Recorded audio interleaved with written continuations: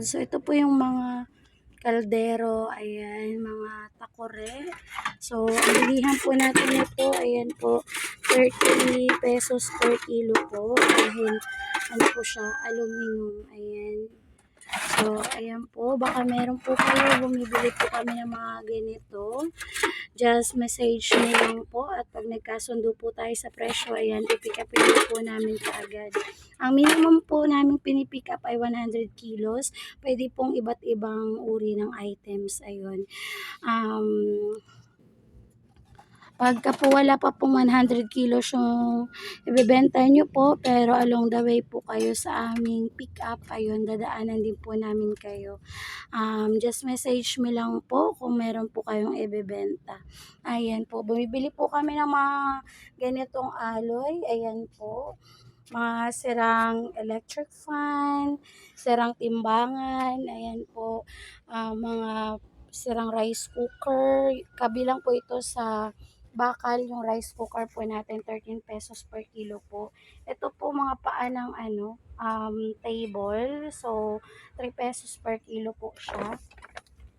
Tapos, ayan po yung ating mga bote po.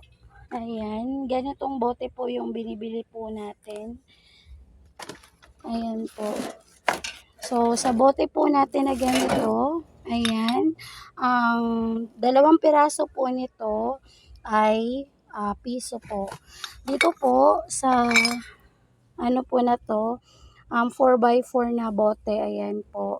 Ang bilihan po natin to piso per peraso po. So, ayan po yung ating mga bote na binibili. Baka meron po kayo, just message me lang po. Ayan po. Bote po ng ketchup.